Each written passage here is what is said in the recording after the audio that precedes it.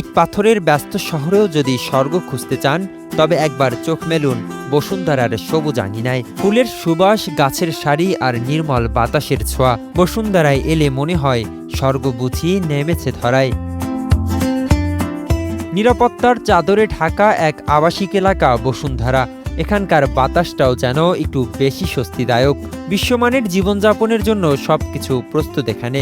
স্বর্গরাজ্য খ্যাত বসুন্ধরায় সিটি কর্পোরেশনের কোনো ধরনের হস্তক্ষেপ চায় না এখানকার বাসিন্দারা। তাদের দাবি, দেশের অন্য যে কোনো আবাসিক এলাকার তুলনায় বসুন্ধরা বেশি নিরাপদ, সুরক্ষিত, পরিচ্ছন্ন এবং মাদক সন্ত্রাস মুক্ত। না, আমি চাচ্ছি না। বসুন্ধরা একটু আলাদা, একটু বিচ্ছিন্ন, এখানে যাতায়াত ব্যবস্থাটা একটু আলাদা।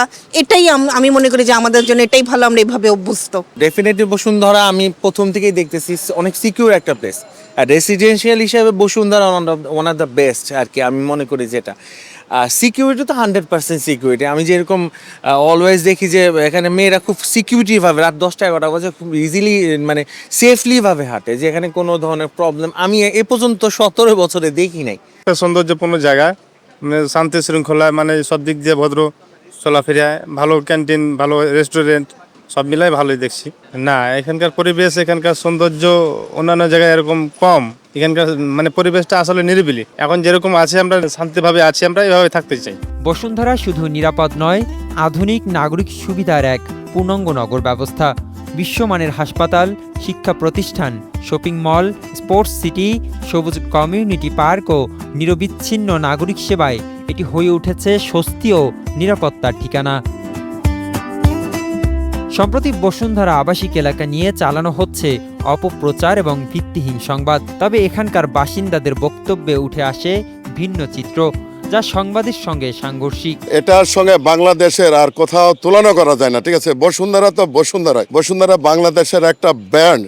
বাংলাদেশে কোনো আবাসিক এলাকায় আপনি এরকম সবুজ ঘেরা, এরকম পরিবেশ পরিষ্কার কোথাও পাবেন না। এখানে দেখি প্রায় 200 থেকে 250 পরিচ্ছন্ন কর্মী কত সুন্দরভাবে পরিষ্কার পরিচ্ছন্ন রাখতেছে। এখানকার নিরাপত্তা ব্যবস্থা এত সুন্দর, আমি মনে করি এখানে বসুন্ধরা কর্তৃপক্ষের নিয়ন্ত্রণে থাকলে এখানে মানুষ সুখে শান্তিতে সুন্দরভাবে বসবাস করতে পারবে। যদি নিয়ে যায়, এখানে একটা বিশৃঙ্খলা তৈরি হবে। বাড়ির সামনে চাঁদাবাজি, দোকানপাট, তারপরে গর্ত হয়ে গেলে সিটি কর্পোরেশনে তো আমরা আপনার 1 মাসেও ভাঙ্গা ঠিক করে না।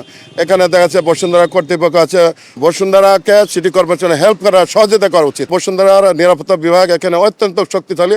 আমার মনে হয় ক্যান্টনমেন্টে এরকম নিরাপত্তা আছে বলে আমি মনে করি না। আমাদের এখানে একটি আধুনিক পরিবেশ লক্ষ্য করা যায়। এখানে দেখতে পাচ্ছেন এরকম আধুনিক সিএনজি, এগুলা অন্যান্য জেলায়, অন্যান্য শহরে খুব কমই দেখা যায়। এখানে এক কথায় বলতে গেলে খুব যে পরিবেশ পাওয়া যায়, ডিজাইন, আধুনিকতার ছোঁয়া লক্ষ্য করা যায় এগুলোতে। সব কথা বলতে গেলে বসুন্ধরায় আমরা খুবই ভালো ফিল করি যখন আমরা এখানে থাকি, ক্লাম ফিল। আমি এখানকার নাগরিক হিসেবে চাই না যে আমাদের এই পরিবেশটা সিটি কর্পোরেশনের আওতায় যায়, কারণ বসুন্ধরায় যে সুন্দর ক্রিয়েটিভিটি করেছে, বসুন্ধরা যে সুন্দর নির্মাণকর্তা, যে তাকে ধন্যবাদ জানিয়ে বলছি, যাতে আমাদের এই সেটটা যাতে সিটি কর্পোরেশন আওতায় না দেয়। বসুন্ধরা আবাসিক এলাকার মতো এমন নিরাপদ, আধুনিক, পরিচ্ছন্ন আর গোছানো পরিবেশ যেন স্বর্গসুখের মতো। তাই তো বাসিন্দাদের দাবি, এই বসুন্ধরা যেভাবে আছে সেভাবেই থাকুক। তারা সিটি কর্পোরেশনের সাইনবোর্ড গায়ে লাগিয়ে নিরাপত্তাহীন, অস্বাস্থ্যকর পরিবেশের বাসিন্দা হতে নারাজ। রুহুল আমিন, বাংলা নিউজ 24, ঢাকা।